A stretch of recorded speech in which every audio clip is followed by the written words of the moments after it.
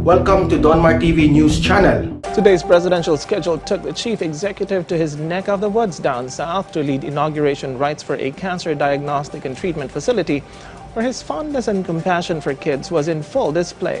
3 days before his birthday and 3 months before his term ends, President Rodrigo Duterte reported to the public with pride that he was true to his campaign promises. I am on my sunset of my life. I walk with a limp dahil sa numerous disgrasya sa motor. Hindi talaga ako nadala eh. I'm coming home. God willing. Kita ko Pilipinas, okay naman. And lahat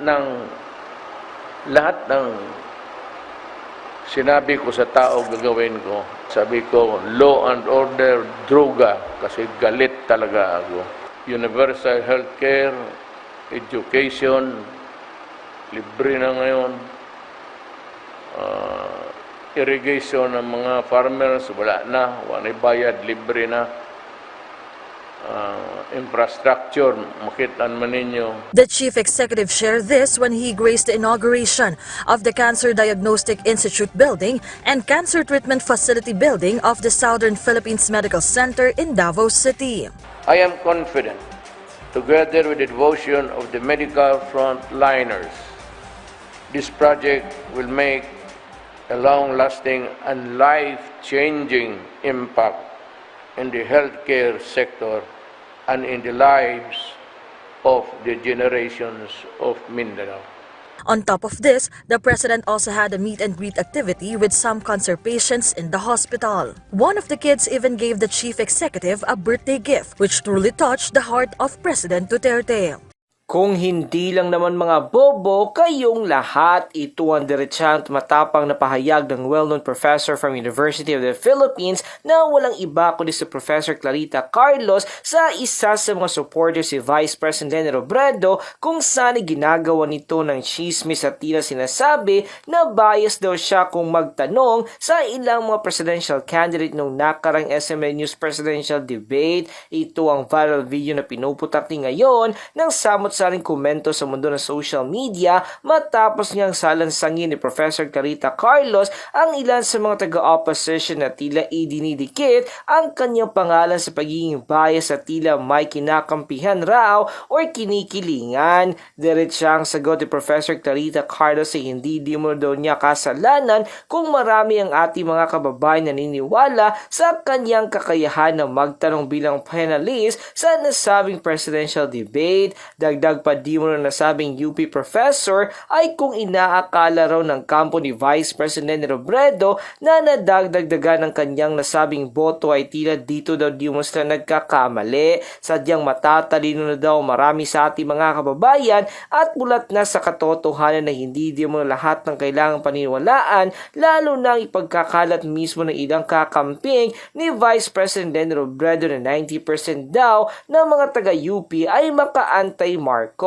Ito ang mainit na balitang pinuputakti ngayon ng samot-saring komento at reaksyon mula sa marami sa ating mga kababayan at marami nga sa kanila ngayon ang hindi napigilan ng kanilang sarili na maglabas ng kanilang hinaing at komento sa mundo ng social media. At eto na nga mga kababayan, sabay-sabay nating panuorin ang naging manghang na pahayag ng professor na walang iba kundi si Clarita Carlos kung saan ay tila nakatikim ng malutong na bobo ang ilan sa mga galit sa kanya dahil sa hindi matatawaran itong partisipasyon at bilang panelist ng isa or una-unang presidential debate na ginanap ng Sunshine Media Network International or SMNI News Live sa Okada, Manila. Sabay-sabay nating panuorin ang viral video. A lot of these people who are manufacturing these absurd stories about me, no, really think that yung pagsira nila kay Carlos, yung mamigrate kay Robredo, mali po, no?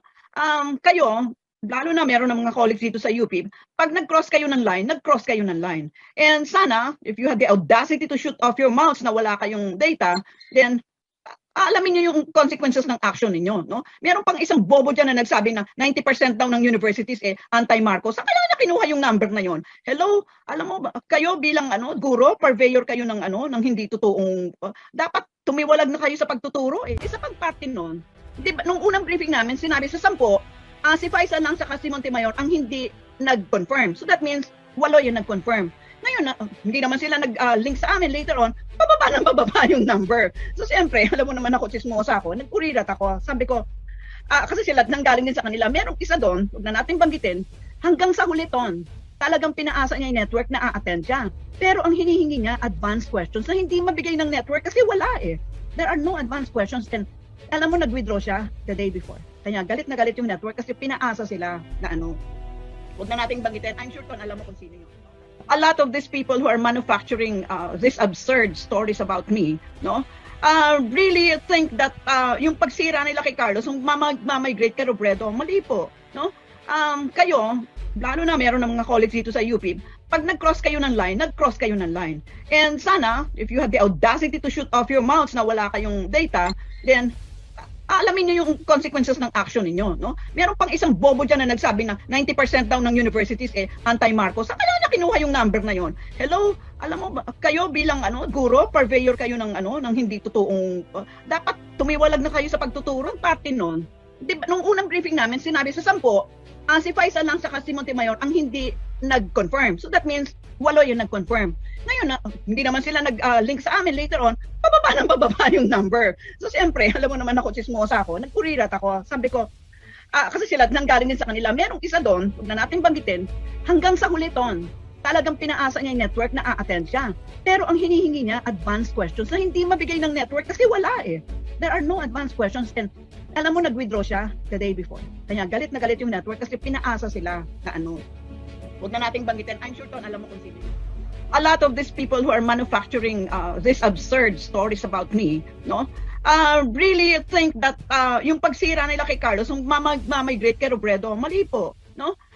Kayo, lalo na meron ng mga colleagues dito sa UP, pag nag-cross kayo ng line, nag-cross kayo ng line. And sana, if you have the audacity to shoot off your mouths na wala kayong data, then alamin niyo yung consequences ng action ninyo, no? Meron pang isang bobo diyan na nagsabi na 90% daw ng universities anti-Marcos. Saan kaya niya kinuha yung number na yon? Hello, alam mo ba, kayo bilang guro, purveyor kayo ng ng hindi totoong. For presidential candidate Vice President Leni Robredo, the price to pay from generating government revenue through gambling activities like e-sabong is simply too high for the state to continue to allow its operation.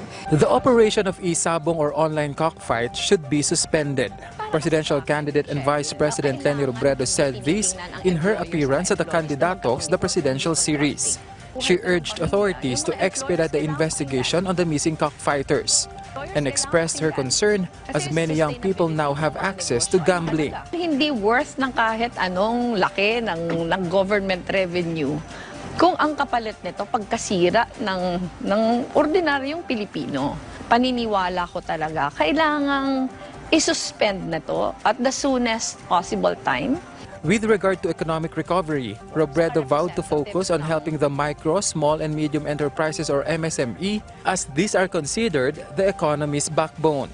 Robredo also admitted that she is not alarmed about the recent results of surveys as there is still more than a month before the elections. She clarified that individuals joining their rallies are not paid because they do not have this kind of machinery. Meanwhile, her running mate, Vice Presidential candidate Senator Kiko Pangilinan, went to Bukidnon today and held a dialogue with farmers. Kenneth Pasyente.